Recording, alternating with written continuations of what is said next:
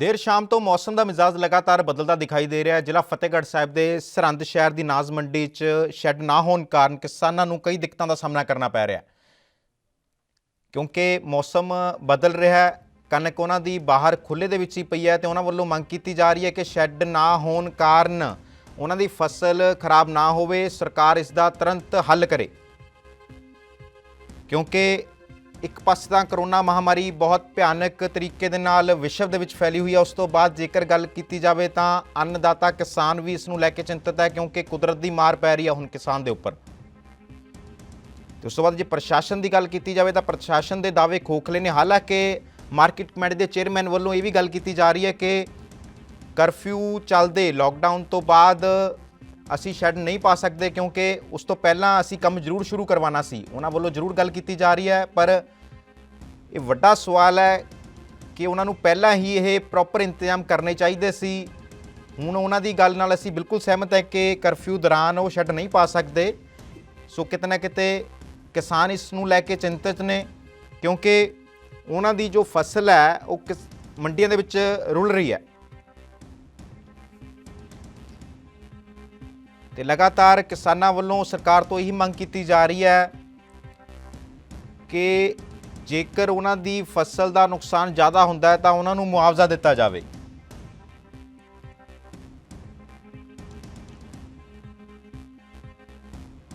So TV screen के उपर तुसी तस्वीरों च साफ देख रहे हो कि फसल का की हाल होया।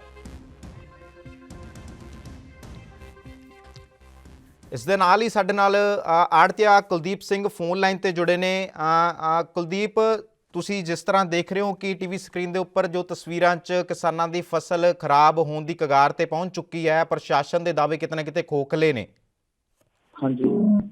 सो तुहाडे वालों की प्रतिक्रिया है, क्योंकि जो सरकार वालों पास जारी किए जाते हैं वो एक दिन की बुनियाद के अकॉर्डिंगली ही जारी किए जाते हैं। सो किसान जिन्हां किसानों कोल जमीन ज़्यादा ने उन्हां दी मंग है कि सानू वध पास इशू किए जान।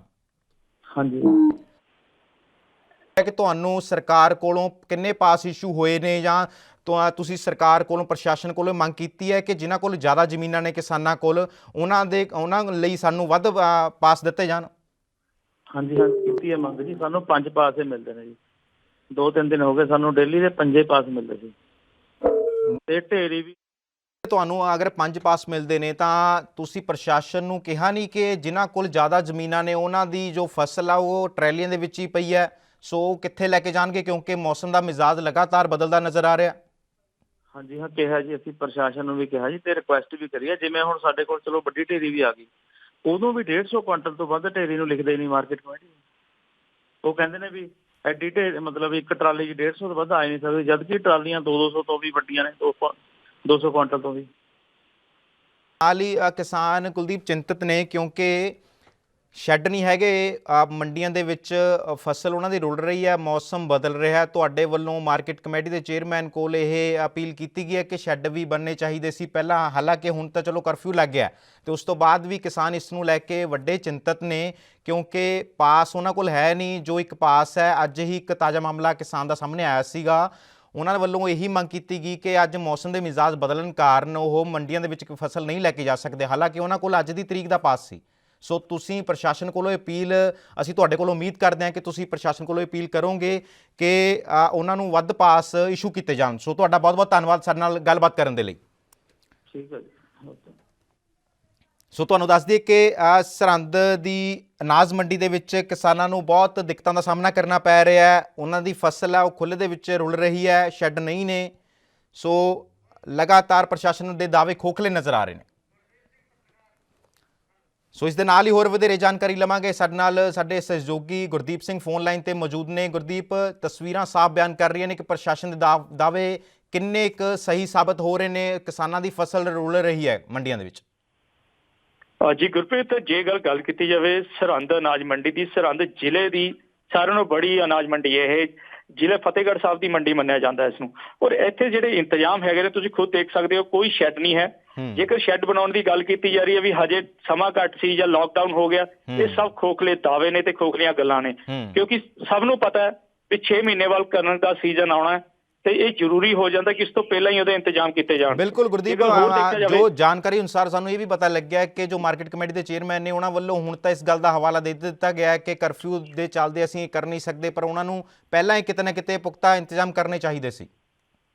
ਜੀ ਬਿਲਕੁਲ, ਜਿਹੜੇ ਇਹ ਗੱਲਾਂ ਨੇ ਸਿਰਫ ਦਾਅਵੇ ਦੇ ਦਾਅਵੇ ਹੀ ਨੇ, ਹੋਰ ਕੁਝ ਨਹੀਂ ਹੈ, ਕਿਉਂਕਿ ਆਪਾਂ ਨੂੰ ਸਭ ਨੂੰ ਪਤਾ ਹੁੰਦਾ ਵੀ ਕਣਕ ਦੀ ਖਰੀਦ ਕਦੋਂ ਸ਼ੁਰੂ ਹੋਣੀ ਹੈ, 1 ਮਹੀਨਾ ਇੱਧਰ ਉੱਧਰ ਸਭ ਹੋ ਜਾਂਦਾ, ਪਰ ਇੰਤਜ਼ਾਮ ਜਿਹੜੇ ਪਹਿਲਾਂ ਹੋਣੇ ਚਾਹੀਦੇ ਨੇ।